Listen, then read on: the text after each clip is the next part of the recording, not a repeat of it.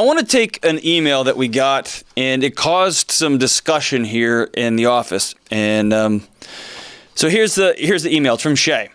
Shay writes, I recently got out of an abusive relationship, and my ex is now dating someone new.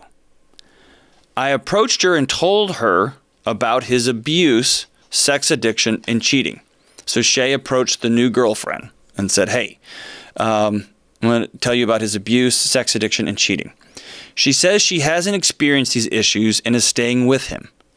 Should I do more to try and convince her, or is there a possibility that their relationship could actually be healthy? So when I read this, my first thought was, what are you doing? Don't go to your ex-boyfriend's new girlfriend and start running him down. Except the thing she was running him down was about abuse and also his infidelity and sex addiction. So my first thought was, yeah, I guess their relationship could be healthy if he actually was an abusive person, and it doesn't say what kind of abuse, so let's say emotional abuse, and he was a sex addict and he was a cheater. Yeah, those are probably going to show up again, those behaviors, unless he just saw the light one day walking down the road. And so I guess they could be healthy. My bigger challenge is this. You don't get a vote. It's not your relationship, Shay. You don't get to speak into your ex's new relationship with somebody else. And I know that's so hard to hear, but you shouldn't be calling her, right? She says she hasn't experienced these things that she knows of.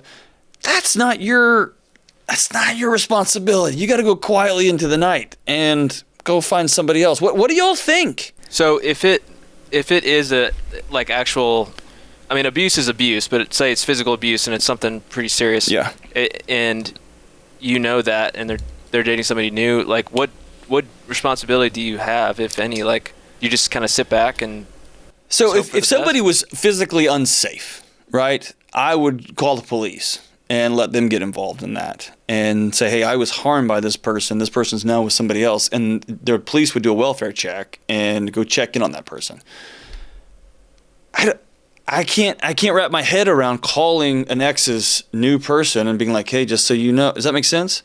Kelly, yeah, it does. I mean, if they're like maybe they're in the same friend circle or something like that. Yeah. And maybe that's it. Maybe she's friends with the other person too. Yeah, as a female, I would say if I had dated a guy, especially if we're talking physical abuse. Physical abuse feels different, yeah. It feels different. And he had physically abused someone previously, I would want to know that.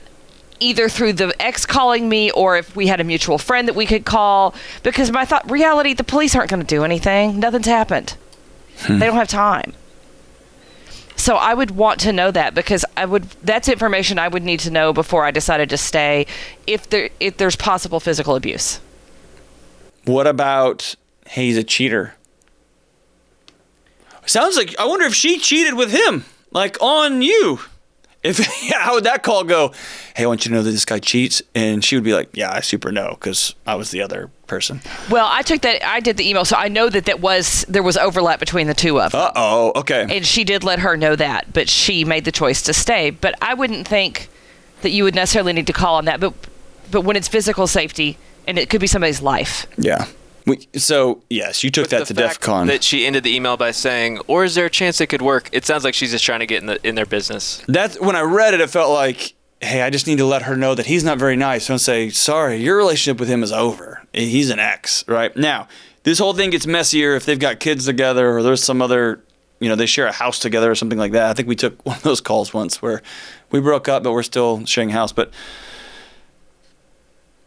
yeah, I do agree. If there is a chance that somebody's not safe, you got to let somebody know, right? You got to make that phone call. But at the end of the day, if you break up, you broke up, right? And someone has addictions or cheating, I'm going to say stay out of it and keep your relationship. Get with your... Yeah. I don't know, man. I really wish I was talking to Shay in person here, because I have 1,000 different questions here. But yeah, mind your business. I wish I had another nicer way to say that, but mind your business. Sound good? Mind your business? Yeah. That's the kind of great radio coaching I get from the producer. I think this is why we don't do email questions a ton, because it requires a lot of digging in. So there you go. Well, way to be a funruiner.com, .net.org, James Childs. I happen to love this email question, Shay. Thank you for writing in. If you have any more email questions, write to johndelony.com/show. Do not put the www in front of all that, because you don't even have to, because it's 2021. Go to johndelony.com/show. Kelly will pick it up. And if it's a great email and she can somehow get it through James, then we'll do another email on the show. So glad you wrote, Shay. That's a messy one, man. Yeah, mind your business.